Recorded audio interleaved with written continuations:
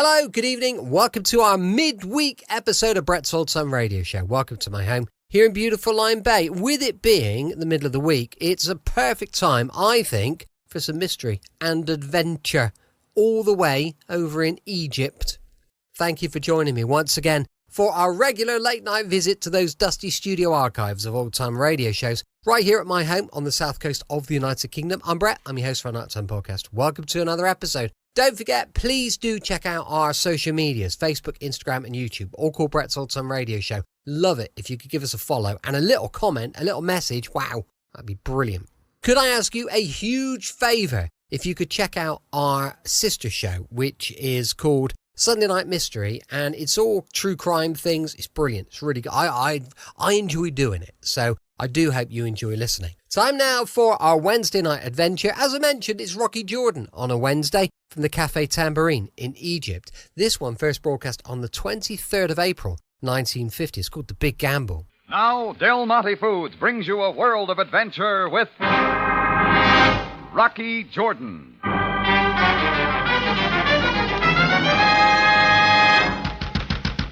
The tambourine's closed for the night, mister. Make it tomorrow. Let's see it at once. Mr. Jordan, unlock the door. This had better be good.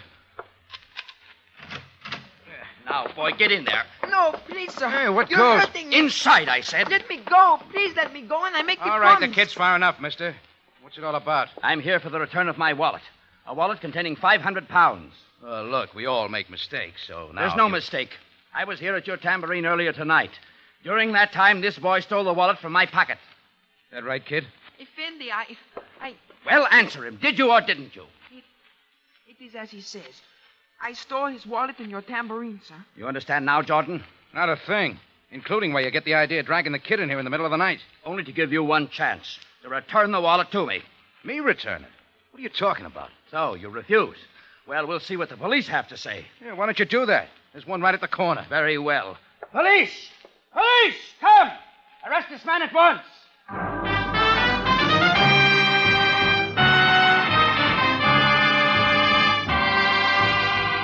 Del Monte, the brand you trust for flavor in so many good foods. Yes, Del Monte, the best-liked brand of canned fruits and vegetables in the whole wide world, takes you now to the Cafe Tambourine in Cairo, gateway to the ancient East, where modern adventure and intrigue unfold against a backdrop of antiquity. Tonight's Rocky Jordan story, The Big Gamble.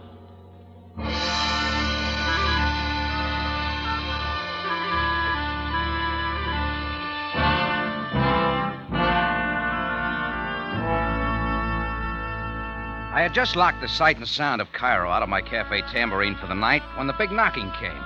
I made the mistake of opening up. A red-faced man came in dragging a scared, ragged little native boy by the scruff of the neck, accusing him of picking a wallet from his pocket in the tambourine. Then he demanded that I return it. In another minute, he had the police in, and we all went down to headquarters.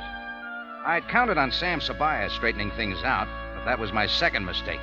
Seated in Sam's place was Sergeant Greco. And who accuses this man? I do, Sergeant, for the theft of my wallet in his cafe. So, Mr. Jordan, again you stand before me prepared to protest your innocence. Let Sam handle it, Greco. Where is he? The Captain Sabaya has a habit of sleeping at night. I am in command. Now, your name, please. Ronson. Howard Ronson. This boy can tell you everything that happened. Go ahead, boy. As you wish, sir. A moment, boy. What is your name? Where do you live? I am Stefan. I live with my sister on the Sharia Wisik. But I would not want him Continue. to know. You were saying that you saw this Mr. Jordan steal the wallet from Mr. Ronson's pocket. He didn't see anything like that, Greco. Silence! Proceed now, boy, and quickly. It was I who took the wallet from the man. But I did only as I was told. Go on, go on. Tell him who hired you to steal there. I was hired by Mr. Jordan.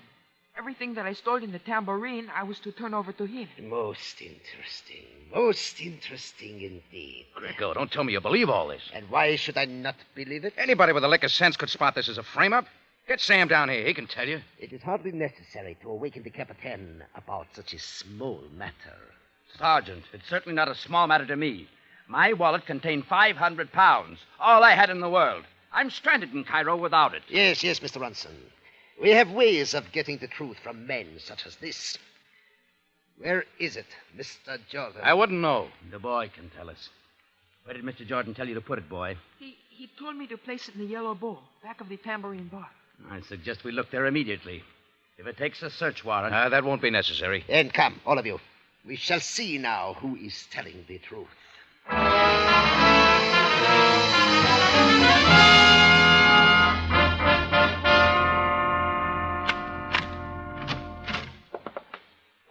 All right, Greco, have your look. Now, boy, about the bowl where Mr. Jordan told you to hide the wallet. There, at the back end of the bar. Stay where you are. I will see. Well, Sergeant? Would you care to see Mr. Jordan? No, it figured to be there. Look at it, Mr. Ransom. Is this your wallet? Wait. Yes, it is. And the boy was right. As I thought. Now, we shall return to headquarters. The wallet was planted there. Don't ask me why, but I still say it's a frame. You will have full opportunity to say what you like at the proper time. Come now. And you, boy. Oh, please, Sergeant, it is not that I wish to steal. Mr. Ronson would not want me to go to jail. Wait, Sergeant. Yes, Mr. Ransom? Money, everything seems to be still here. You are indeed fortunate. I see no reason to go on with this. Do I understand, sir, that you will not prosecute this troublemaker after what has happened? You heard me. I'm dropping the charges. Mr. Ronson, I must advise you to reconsider. I don't need any advice. Now, why don't you take the boy home? I want a word with Mr. Jordan. Alone. Very well, sir. But I warn you, Mr. Jordan, you will be under the strictest surveillance. Yeah, sure. See you around, Greco. Mr. Jordan, That's all, boy. Take him away, Sergeant, quickly. Come, boy. Goodbye, Mr. Jordan. Well, aren't you going to thank me? Thank you for what? For dropping the charges against you? That depends on why. Of course, you paid the boy to plant the wallet there. Did I? He didn't like his job any too well. You know, it wouldn't be good for the tambourine clientele to know they'd get their pockets picked when they came here. It might ruin business. Makes a good threat, Ronson. Now, what are you after? I'm glad you understand. You see, what I'm after, I intend to get. What do you intend to get? All I want is the use of your cafe and your reputation. Your cellar is quite ample for a few gaming tables. Gambling setup, huh? What else? Rest assured, I have the right connections in this sector. They'll furnish ample protection. Or they could make it rough for you, Jordan. Is that all now, Ronson? Oh, I'm not greedy. I'll even cut you in. Get out of here. Jordan, haven't I made it clear what could happen? Or do I throw you out? Either way. That won't be necessary. Suit yourself. Just make it quick. I told you I intend to get what I want in whatever way necessary. Think about it, Jordan. Think about it. Until I come back. I watched Ronson walk to the door. He turned, looked back at me, and then went out. Halfway down the block, he was joined by another man. They got into a car at the curb and drove away. I wondered when the next move would come. It didn't that night. I was still watching the next day as I walked toward the Hassan Mart to order some things for my tambourine kitchen. Somebody was following me, all right. Not Ronson or his pal, but a frail, round-faced Egyptian girl. I kept going till I'd made sure, then I ducked into a doorway and waited for her to come by. Looking for somebody, lady? Oh, Effendi, I did not know. You could learn a lot of things about tailing people. Please, I did not wish to offend. What I must do is not easy. All right. What is it? You are Mr. Jordan? That's my name. And you are the owner of the Cafe Tambourine. The man who had some trouble with the boy there last night. I think you know that, too. A Muslim girl such as I cannot go into your cafe. So I followed, awaiting an opportunity. I am Deborah, the sister of Stefan. I see. I must also be a mother to him, Effendi Jordan. He's in my care alone, but it is not easy. Oh, I understand, Deborah. Now, what did you want to see me about? This morning I learned that my brother had some money. Pound notes. And I knew that he could have not gotten these monies honestly. I questioned him. Did he tell you where he got it? Yes, Effendi. I am most ashamed for my brother. He repents also what he has done to you. Well, go on, Deborah. What did he tell you? That the money was given to him by a man named Ronson to perform a certain task. At my cafe? To plant a wallet there and then tell the police I'd hired him to steal it? Yes. The person named Ronson paid him to tell the lie. He offered so much money. Stefan was weak and could not refuse. Not very hard to get Stefan to say things, is it? Effendi, my brother is not an evil boy. It is the man Ronson who is evil. Oh, I believe that, Deborah. Listen, you think Stefan would tell the police what he told you? Oh, I'm certain he would, but he's so afraid. Of what? Of the man Ronson. Oh, Mr. Jordan, if you would go with him to the police. Sure, Deborah. Take me to your brother. I flagged a taxi and we rode east through winding streets to the hills that hold much of Cairo's worst native sector. This looked like the way out for me, to get Sergeant Greco off my trail and at the same time to get some kind of indictment against Ronson.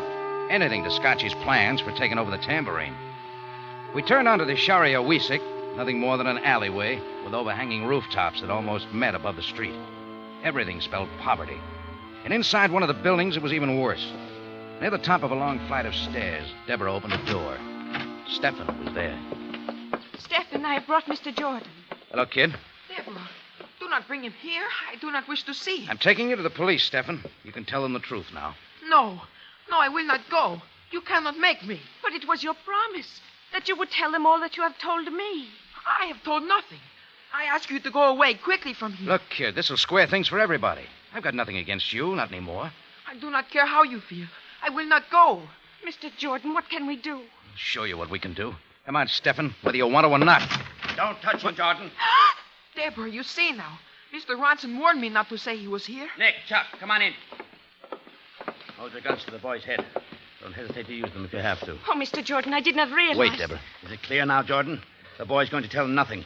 Please, what will you do with my brother? That depends on Mr. Jordan. You see, I still want the tambourine for my purpose. What makes you think threatening a boy's life gets it? Because I think I know you better now. You show slight regard for your own welfare, but perhaps the life of another. Your big connections don't cover murder. Don't tempt me to prove otherwise. What happens to this boy is entirely in your hands. I'll take the boy out. No, Deborah, do not let them take me. They will Hurry it kill up. me. Deborah! Stefan! Look, Ronson, killing the boy's not what you want. That wouldn't get you gambling into my cafe. But it would impress you. I have still other ways of getting what I want if this one fails. Mr. Jordan, please. For my brother's life, I beg you. Well, Jordan? Whatever you say, Ronson. Just let him go. Not so fast.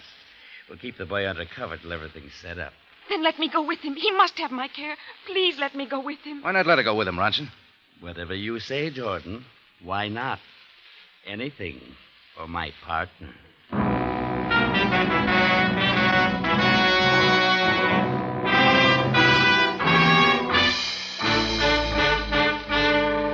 Del Monte Foods is presenting tonight's adventure with Rocky Jordan.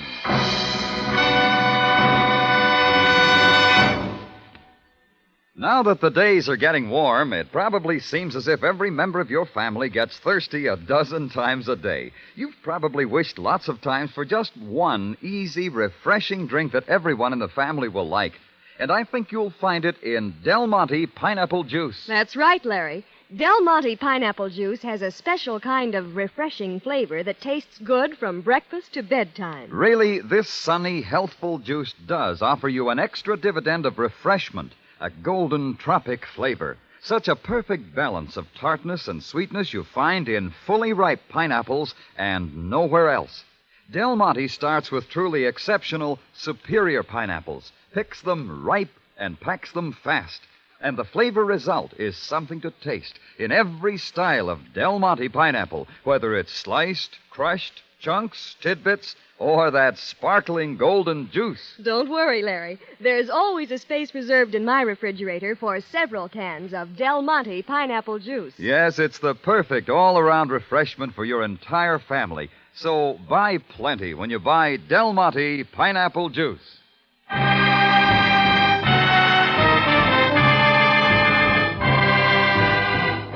And now we take you back to Cairo and tonight's Rocky Jordan story, The Big Gamble.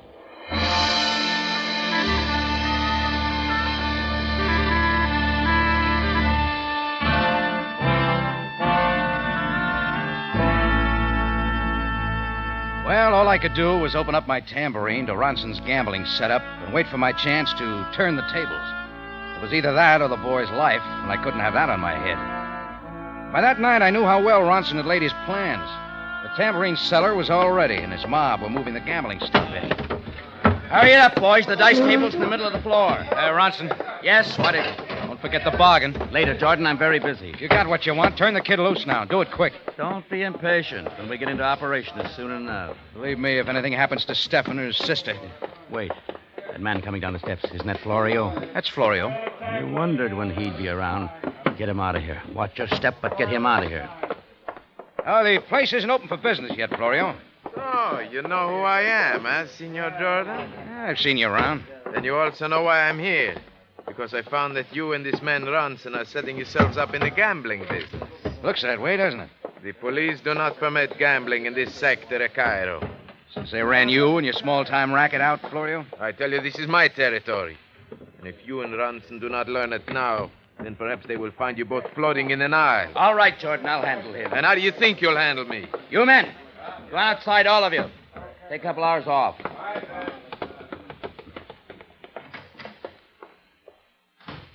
Ah, so you wish us to be alone, huh? Now you're ready to suggest a deal? There's no deal, Florio. I just wanted to tell you you're all through. This is my part of town now. You have delusions, senor. I said you're through. I've warned you, Senor Ronson. I don't like threats. Now you get out and stay out. In good time, I'll go. But first, I'll show you. Cut it, Florio. Keep back, Jordan. I said I'd handle Not it. with a knife. The deal was for gambling, Ronson, not murder. Murder's a byproduct of gambling, Jordan. You know that. So what happens now? When Florio's boys start missing him? They won't be mad at me. This is your tambourine. Hey, Rocky. Keep him up there, Jordan. Yeah, Chris, what is it? Captain Sophia's up here. Wants to see you. Tell him I'll be right up. Sure, Rock. I'll tell him. Talk to him, Jordan. But just remember, my men are all around watching. And I'll be right behind the door. Well, Jordan, you seem quite busy. Do I, Sam? What's on your mind? Oh, come, Jordan. Must my visits to your tambourine upset you so much? Oh, sorry. Just a couple of things in my mind. Oh? Perhaps it is about the trouble you had last night with the pickpocket. So Greco finally told you? Yes, he did. However, it seems that Mr. Ronson will not press his charges against you. You are fortunate. He'd never prove it, Sam. You know that. No, I do not think you would employ a child for such a purpose. And as for picking the pockets of your customers, well, it would only harm business. You might explain all that to Greco. I believe he knows that, too. But as for this man Florio, he is quite another problem. Florio? You know him then, Jordan. I didn't say that. What about him? I'm not quite sure. There have been rumors in this sector. It appears that Florio is not satisfied. About what? We will see. I'm looking into the matter. But tell me something, Jordan. Yeah? Do you think Florio plans to make a comeback in gambling? How should I know? It is only that I saw Florio enter your tambourine a moment ago. Where is he? I do not see him now. Florio's not here, Sam. Not now. Perhaps there is a mistake. Very well, that will be all. But, Jordan. Yeah? What now?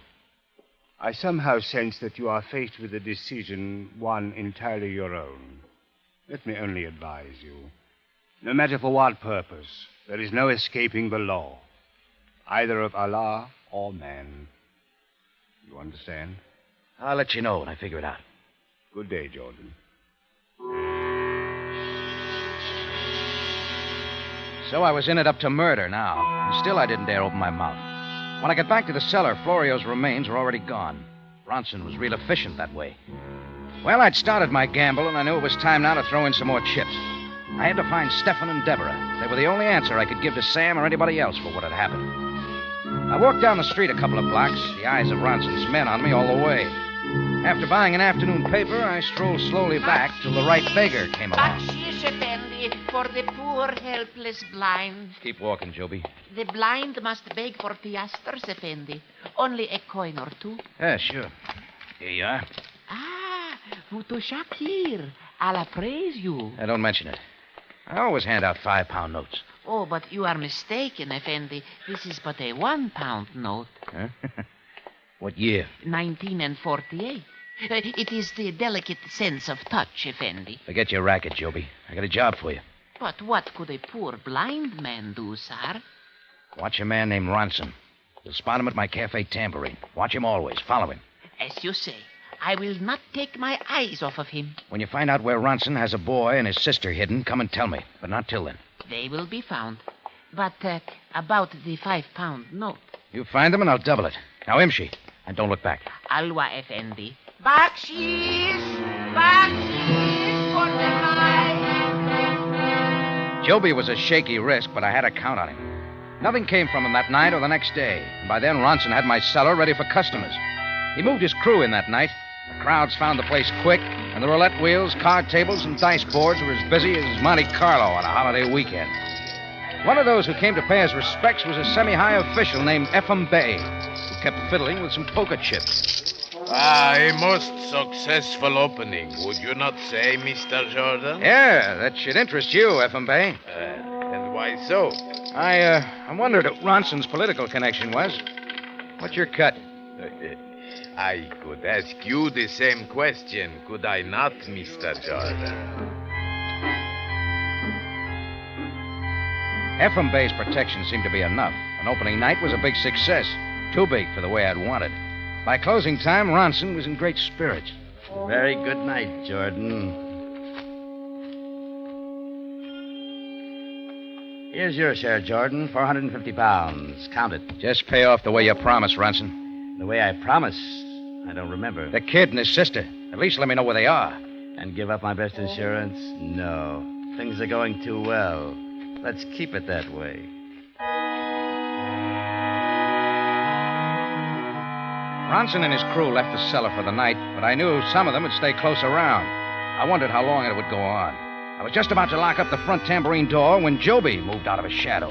Bakshish! Bakshish for the blind Effendi. Say it fast, Joby. I have found the boy Stefan and his sister, Mr. Jordan. Where? In a small houseboat on the Nile, the third north of the Bullock Bridge. Here. Here's your 10. Now, you got another job. Your wish, Effendi. Get in touch with Florio's men. Tell them Florio was killed by Ronson in my tambourine cellar where the gambling goes on. Oh, but Mr. Jordan, when they learn of this, most terrible things will happen. Yeah, I hope so. Now go tell them. Get going, Joby. Joby scooted off and I locked up for the night. Nothing happened through the next day, but there was plenty in the air and I felt something coming. The gambling crowds were heavier than ever that night. Ronson hadn't showed up yet, but the pint-sized politician Lyme Bay was there again, still shuffling a bunch of poker chips in his hand. Well, Mr. Jordan, something still disturbs you? You seem contented enough, Lyme Bay. And why not? Things are going quite well. They might get even better. Do you not agree? Sure, he'll get better. He'll get a lot better. Mr. Jordan, help me get out of here. It was Florio's mob, and plenty of them. They piled down the steps, knocking over the tables, and the customers that got in their way. Then they each picked one of Ronson's men. Building to an A1 free-for-all. That's when I left Lyme Bay to fend for himself and ducked up the steps and out the back way. Mr. Jordan, Joby, son. I'm glad you're here. I told you, Effendi. I warned you what would happen. That's what I wanted, Joby. Now go call the police. Hurry. Tell them there's a riot in my tambourine.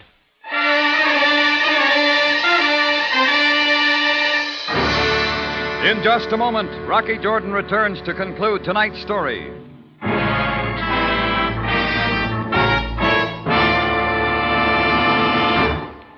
It's only human nature, I suppose, but now that spring is well underway, most of us just can't wait for summer to get here. So how about a real midsummer treat right now? A golden-crusted shortcake piled high with luscious Del Monte sliced peaches, tender and mellow and brimming with juice. Everybody will save room for that dessert. Sounds wonderful, Larry.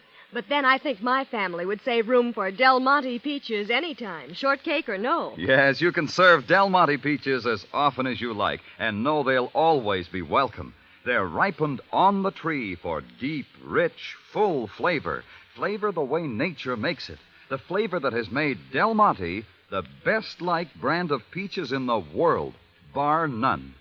You will want to serve them often, too, not only because they're delicious, but because they're easy for you and sensibly priced in the bargain. Of course Del Monte peaches are popular, Larry. We women like to be sure we get our money's worth in quality and flavor every time. So why not plan a tempting peach salad or dessert this week?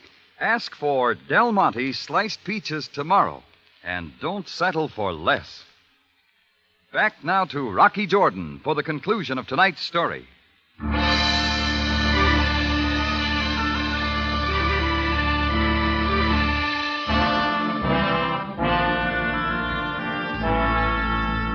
Joby scooted off to get the police, and in a few seconds I spun my car out of the dark alley and turned down the hill toward the Nile. I parked near the Bulak Bridge and made my way to the water's edge. I spotted the little houseboat with one of Ronson's heavies guarding the narrow gangplank that led to shore. So I moved a little way upstream and did some swimming till I was able to pull myself over the rail of the houseboat on the riverside. Just as I hit the deck, the guard heard me. He came running around, saw me too late. One try at his midsection, caved him in. Then it was man overboard. Chuck, what's going on out here? Who's there? Don't you know me, Ronson? I'm your partner. Jordan, what are you doing here? Just looking around. Get off this boat. How till I see who's inside? Keep out of there. Jordan, you saw what I did to Florio. If that's what you want. The knife won't work this time, Ronson. Drop it. No! Drop it. Drop No! Jordan! That's enough. All right, Ronson. No! Now, like I said, we'll see who's inside. Deborah, is they Mr. Jordan? Effendi, Jordan, we feared you would never come. Well, it's all over now, Deborah. Ronson won't bother you anymore. Then we are free to go back to our home? Stefan, you promised to tell some things to the police, remember? Oh, I'm sure that he remembers. Yes, I wish to tell the police everything. And to prove to them that you did no wrong. Now, you've got yourself a big job, Stefan. But let's go.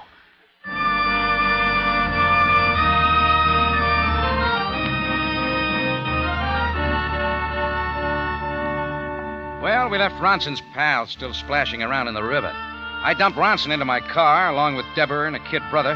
We all went down to headquarters. Sam Sabaya was there this time. Seems he'd been real busy locking up a lot of rioters for my tambourine, and more were to be picked up later. Stefan and Deborah told Sam everything they knew, and I filled in the rest.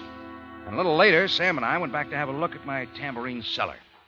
Well, Jordan, the rioter did a most thorough job. The place is torn to bits. Yeah, didn't miss a thing, did they, Sam? That's all right with me. As I know. The beggar named Joby has told me how you contrived to have Florio's men raid your tambourine and then send for the police. Maybe there was a better way. I don't know. Your motives were at the best, Jordan. That is the important thing. Anyhow, you got Ronson. For illegal gambling, a charge which is worth little in Cairo. The murder of Florio, perhaps, although the proof might not be so easy. With me as the only witness. But Ronson's kidnapping of the boy can be definitely proved, and that is enough. Sam, you might want to throw a few questions at a two-bit politician named Ephraim Bay. I did not tell you, did I, Jordan? It seems that Ephraim Bay stepped in the way of a flying chair at the height of the excitement. He is in the hospital. No. Hurt bad, Sam? No, but in some difficulty. At the moment, he is trying to explain to the commissioner how he could be here and know of gambling in this sector, yet never report it to the police. That'll give him a headache. If he does not already have one. Well, I will tell you good night now, Jordan. All right, good night, Sam. Maybe we can both get some sleep for a few nights now, huh? Would you like to bet on that, Jordan? Bet on it? Sam, you know I never gamble.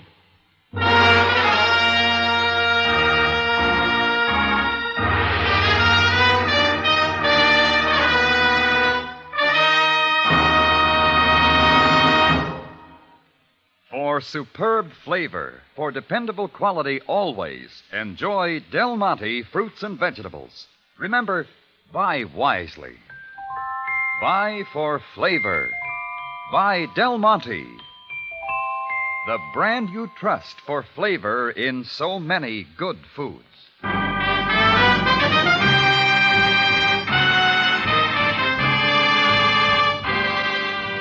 Rocky Jordan, written by Larry Roman and Gomer Cool, stars Jack Moyles in the title role with Jay Novello as Sam Sabaya, and is produced and directed by Cliff Howell, with original music composed and conducted by Richard Arrunt.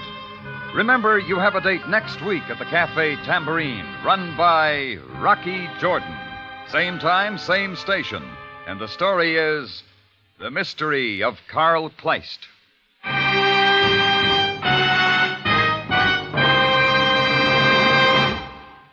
Sure as you keep flour and sugar handy, you should have Del Monte crushed pineapple, too.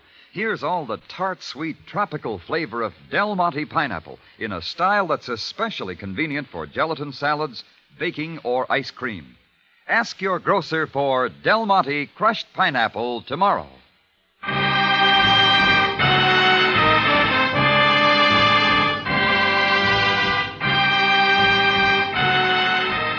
Larry Thor speaking. Rocky Jordan is presented over CBS, the Columbia Broadcasting System. Welcome back. Hope you enjoyed our latest episode of Rocky Jordan. And don't forget, tomorrow, more adventure with those Tales of the Texas Rangers going live at 5 p.m. GMT. Also, of course, it is a perfect opportunity now, because you've listened to tonight's show, great opportunity to flick across to our sister show, Sunday Night Mystery. You're going to love it. It's brilliant. Thanks for listening. I'll be with you 7 days a week, each and every week, and I'll see you tomorrow on Brett's Old Time Radio Show. Love you. Bye.